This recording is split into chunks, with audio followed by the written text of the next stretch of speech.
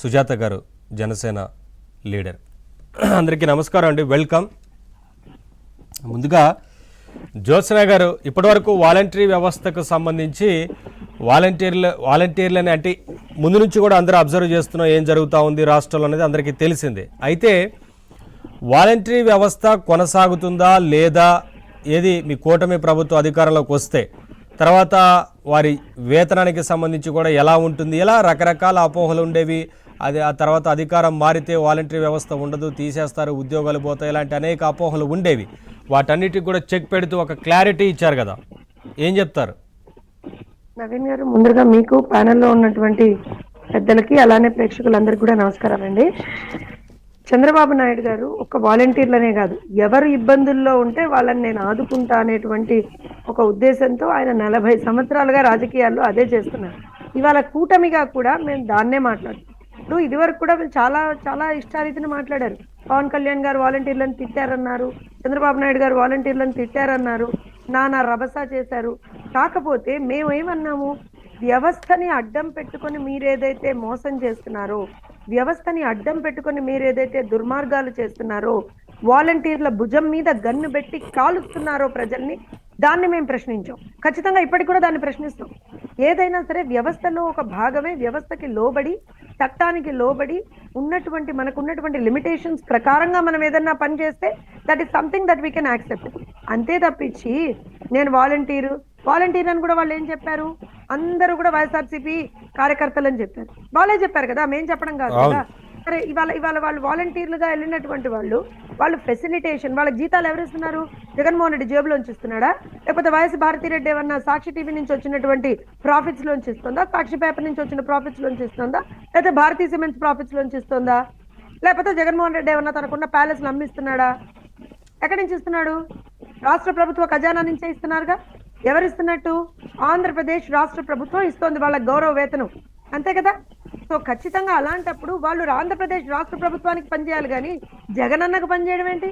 పోయి వాలంటీర్లు వాళ్ళ చేత బలవంతంగా ఈ పథకాల్ని జగనన్న ఇస్తున్నాడు. ఇదిగో నీకు పెన్షన్ జగనన్న ఇస్తున్నాడు, ఇదిగో ఈ పెన్షన్ జగనన్న లేకపోతే రేపు రాదు, ఇదిగో ఈ పెన్షన్ ఇలానే ఉంటుంది.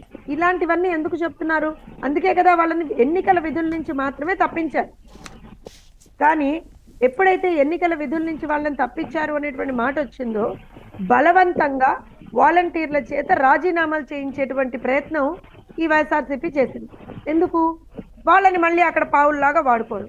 నేను ఇందాక చెప్పినట్టుగా ఎక్కడికక్కడ వాలంటీర్లను పావులుగా వాడుకుంటున్నారు తప్పించి, నిజానికి కూడా అసలు వాళ్ళు చేసేటువంటి, అంటే వాళ్ళకు ఉన్నటువంటి జాబ్ రోల్స్ ఏంటి, ఒక రకంగా వాళ్ళ జాబ్ రోల్స్ అని ఎందుకు అన్నాము అని అంటే, వాళ్ళు ఏం చెయ్యాలి, ఏం చేస్తున్నారు, కాన్ఫిడెన్షియాలిటీ ఎంతవరకు వాళ్ళకి ఇవ్వచ్చు, ఎంతవరకు ఇవ్వలేము, ఇవన్నీ కూడా మాట్లాడాలి కదా. ఇవేమీ మాట్లాడకుండా బ్లైండ్గా వాలంటీర్లకు సంబంధించినటువంటి ఏమంటారు అంటే, వాళ్ళని ఎలా మేము వాడుకోవాలి, వాళ్ళని ఎలా వాళ్ళ చేత తప్పులు చేయించాలి అనేటువంటిదే జగన్మోహన్ రెడ్డి ఇన్ని రోజులు ఆలోచించాడు. కానీ ఇప్పుడు ఉన్న వ్యవస్థని రద్దు చేసి ఒక గందరగోళం సృష్టించడం చంద్రబాబు నాయుడు గారి మనస్తత్వం కాదు, చంద్రబాబు నాయుడు గారి ఉద్దేశము కాదు, కూటమి ఉద్దేశము కాదు. అందుకే మేమేం చెప్పాం, సరే 5 సంవత్సరాలుగా వాళ్ళ సేవలను ఉపయోగించుకుంటున్నారు, రాజకీయాలకి బెదిరింపులకి తావు లేకుండా ఒక ప్రక్షాళన అనేటువంటిది జరగాలి వాలంటీర్ వ్యవస్థలో కూడా. సో వాలంటీర్లను ఈ రోజున ఎందుకు ఇంట్రడ్యూస్ చేశామని చెప్తున్నారు? ఒక ఫెసిలిటేషన్ కోసం, అంటే ప్రజలకి ప్రభుత్వానికి మధ్య ఒక వారధిలాగా వాళ్ళని పెడదాం అనుకున్నారు. సో అలానే పెడతారు, ప్రక్షాళన జరుగుతుంది. కానీ వాళ్ళ శ్రమ దోపిడీకి గురి కాకుండా వాళ్ళని 5,000 నుంచి వాళ్ళ గౌరవ వేతనానికి మేము 10,000 పెంచుతున్నాం అంటున్నాం. ఎందుకు? వాళ్ళు చేసేటువంటి పని వాళ్ళు ఎంతో గౌరవంగా, వాళ్ళు చేసేటువంటి పని ఎంతో ఆత్మవిశ్వాసంతో వాళ్ళు చేయాల్సినటువంటి అవసరం ఉంది. జగన్మోహన్ రెడ్డి దుర్మార్గాలకి, జగన్మోహన్ రెడ్డి ఏమంటారు అంటే అరాచకాలకి జ్యోత్స్న గారు, అంటే ఇప్పటికే ఎలక్షన్ కమిషన్ సస్పెండ్ చేసిన వారిని కానీ, ఆ తర్వాత ఎవరైతే వైసీపీకి అధికార పార్టీకి అనుకూలంగా వ్యవహరించిన వారి విషయంలో వేటు పడిందో, వీరందరూ కూడా ఇబ్బందులు ఎదుర్కోవాల్సిందే కదా ఉద్యోగం విషయంలో. ఇంకా ఖచ్చితంగా అంటే నేను అదే చెప్తున్నానండి. మీకు ఒక ఎగ్జాంపుల్ చెప్తాను నవీన్.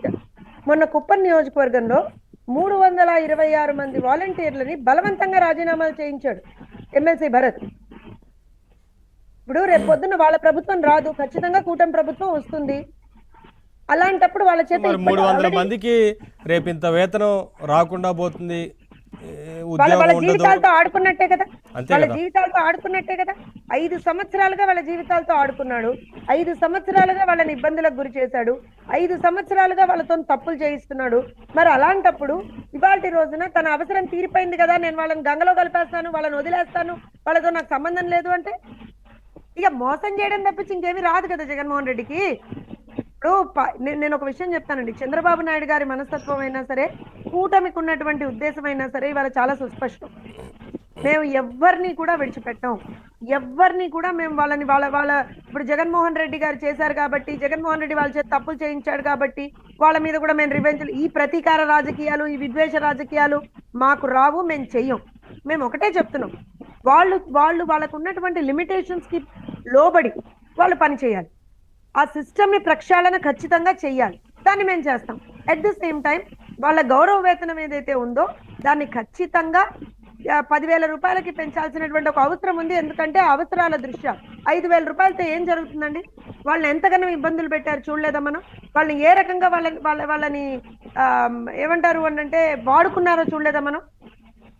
సో ఇలాంటివన్నీ దృష్టిలో పెట్టుకొని చంద్రబాబు నాయుడు గారు ఒక ఆలోచన చేశారు. దానికి కూడా బయటికి వచ్చి ఇష్టారీతిన మాట్లాడుతున్నాడు జగన్మోహన్ రెడ్డి. నేను ఒకటి చెప్తాను, నేను చాలా సందర్భాల్లో చెప్పాను నవీన్ గారు, కాదేది కవితకు అనర్హం అన్నట్టుగా ఈ జగన్మోహన్ రెడ్డికి చేయడానికి ఏది కూడా కాదు అనర్హం. దేనికయ్యా అంటే మోసం. ఎవ్వరు కూడా అతీతులు కాదండి. మోసం, జగన్మోహన్ రెడ్డి చేత మోసపోవడానికి ఎవరు అతీతులు కాదు. అటు తల్లి దగ్గర నుంచి, చెల్లి దగ్గర నుంచి, సొంత చిన్నాన్న దగ్గర నుంచి, నాకు తెలిసి వాళ్ళ ఇంట్లో ఉన్న వాళ్ళ దగ్గర నుంచి, సొంత పార్టీలో ఉన్నటువంటి వ్యక్తుల దగ్గర నుంచి, ప్రజల వరకు కూడా పాపం మొన్నటి వరకు నా వాలంటీర్లు అని చెప్పి అక్కున చేర్చుకున్నాడు వాలంటీర్లని. ఇవాళ నిజంగా వాళ్ళని ఎలా ఇబ్బందులకు గురి చేస్తున్నాడో చూస్తున్నాం. బలవంతపు రాజీనామాలు ఎందుకండి? ఎలక్షన్ కమిషన్ ఏమన్నది? 2 నెలలు మాత్రమే మీరు కామ్గా ఉండండి, మీరు ఎన్నికల విధుల్లో మీరు పాలు పంచుకోవద్దు అన్నది. దానికి ఎందుకు వాళ్ళ చేత బలవంతపు రాజీనామాలు చేయించాలి? వాళ్ళకు ఉన్నటువంటి ఆ గౌరవ వేతనాన్ని ఎందుకు గుంజుకోవాలి వీళ్ళు? నేను తమాషాలా? ఏమనుకుంటున్నాడు జగన్మోహన్ రెడ్డి? ఎన్ని రోజులు ఇలా మోసం చేసి పబ్బం గడుపుదాం అనుకుంటున్నాడు? ప్రజలు